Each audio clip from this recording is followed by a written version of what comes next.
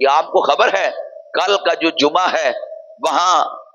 مکہ المکرمہ کے اندر جو خطبہ دیتے ہوئے عبد الرحمن السدوس نے خطبہ دیا ہے، اس نے کہا کہ فلسطین میں جو صورتحال ہے تمہیں کیا بتاؤ، تمہیں نہیں بولنا چاہیے فلسطین کے بارے میں، تم اپنے ملک کی فکر کرو، تم اپنے گھر کی فکر کرو، یہ معاملہ حکمرانوں کا ہے، یہ معاملہ وہ کرتے ہیں یہ نہیں کرتے، یہ ان کی ثواب دید ہے، تم اس معاملے میں نہ پڑو،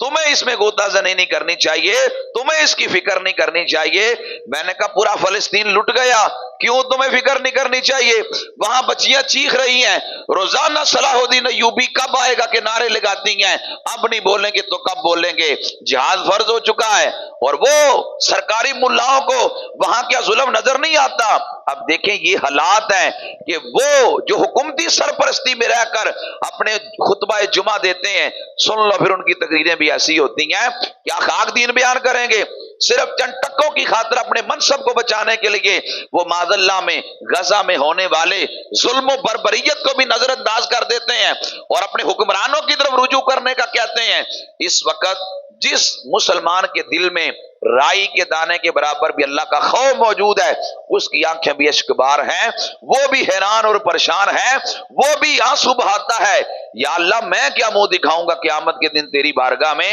میں فلسطینیوں کے لیے کیا کر سکا؟ آپ جانتے ہیں کہ جس وقت پاکستان ایٹمی طاقت بنا تھا، دنیا میں سب سے زیادہ جس ملک نے خوشیاں منائی تھی وہ فلسطین تھا۔ پاکستان کی ایٹمی طاقت بننے پر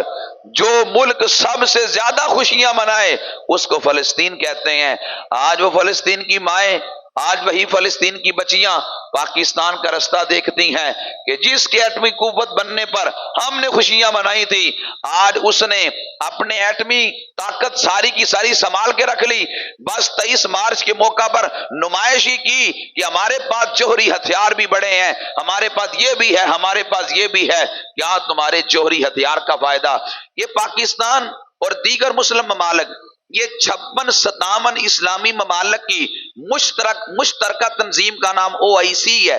اگر یہ 56-57 اسلامی ممالک کی OIC کا اجلاس ہو اور پاکستان اس میں پہل کرے،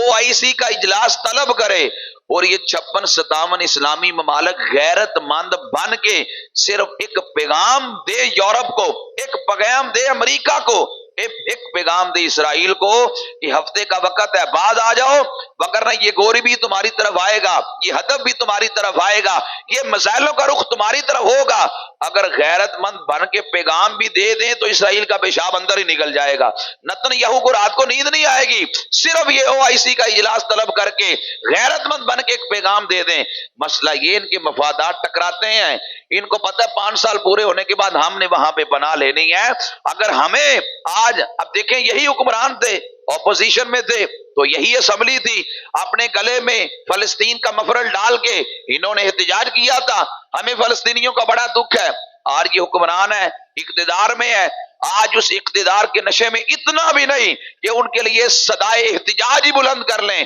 کہ وہاں پہ کتنا ظلم ہوتا ہے۔